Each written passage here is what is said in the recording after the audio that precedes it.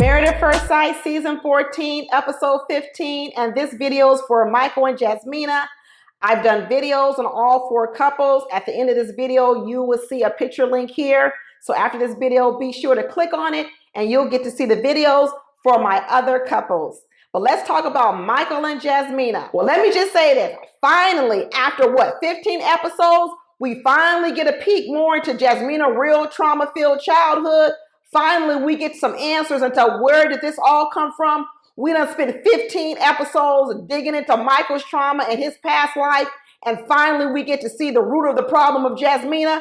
And let me tell you, it's a lot. So we find out that Jasmina's father is a truck driver, so he was always on the road. And we already know that Jasmina's real mother abandoned her and didn't want to keep them kids.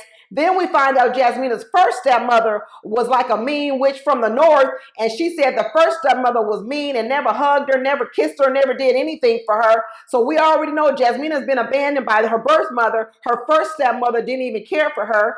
Jasmina then goes on to tell us that her real solace where she felt loved and cared for was at school by her teacher. Thank God for some teachers out here. And that actually was inspired her to become a teacher, because she said, you know what? The way she felt at school and the way her teacher gave her hope and made school a safe place for her, she wanted to do that same thing for other kids. So now we understand why Jasmina can't hug nobody, can't kiss nobody, can't be vulnerable, can't love on anybody, because you know what? She's been through a lot of trauma. And like I said before, this is a heavy, heavy lift.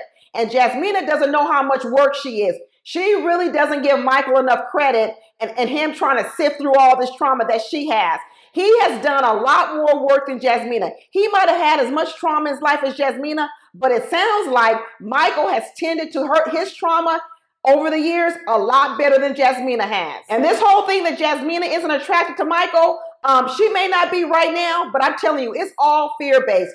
All of this is fear-based. This is Jasmina not wanting to get close to anybody. This explains why Jasmina didn't even want to date no one in the whole state. Jasmina puts a wall up, not just between Michael, probably between everyone she meets, every man she's ever been with. This type of trauma is not about Michael. It's not about being attracted to Michael. This is Jasmina's stuff. And Michael has sounded the alarm. If you watch my after party video, Michael has sounded the alarm, and what he's saying is he can't be in a loveless relationship. He can't be in a sexless relationship. He can't be in a relationship in which there's no affection. And he has made it clear that he's not going to be the one to make the first move on Jasmina. He's saying she's going to have to do something, because he's been doing a lot of the heavy lifting in this relationship. It's always been Michael being vulnerable, always Michael making the first step. But he's drawing the line on this affection thing. He's saying he's not going to make the move on her because she has told him and other people plenty of times that she's not ready for it. So when she does become ready for it, he says she's going to have to be the one that makes the first move. And he's also sounding alarm saying, you know what? And if she don't make a move, he's not going to say yes on decision day. Michael is saying there is only so much he can do when it comes to this trauma of Jasmina. Jasmina might need to work out some of these things on her own and then try to come back and have a relationship with a man. Because these problems that she's had, her past, although I have empathy for her, they are absolutely going to get in the way no matter who she is with. A lot of people get mad at Elijah Wan because he wears all his trauma on the outside, and Lindsay wears hers on the outside too. But Jasmina, she's wrapped in a nice, pretty package. But when you open that lid, it's just as much trauma as there is with Lindsay, and just as much trauma as there is with Elijah Wan. And to be honest with you, I actually would rather deal with a person whose trauma is on the outside, because at least I know what I'm dealing with. But with Jasmina, you know what? She barely opens the lid of that box. And when she does and you peek in, you realize just how much is down in there. And it's a lot of work for Michael. And I'm not for sure Michael wants to do the work anymore. I really do hope these two say yes. And I really do think they need a lot of time. And to be honest with you, Jasmina is such a slow cooker.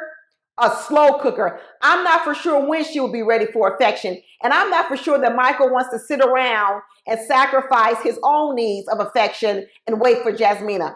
I hope they say yes, y'all, but I'm just not sure. But I don't think it's about that Jasmina isn't attracted to Michael. That's what she thinks it is, but that's not the root of the problem. Her trauma, her abandonment, her lack of love that she received when she was younger, that's the real root of the problem. Well, that's it, y'all. Go ahead and watch the other video for the other couples right above here. Talk to you later. Bye.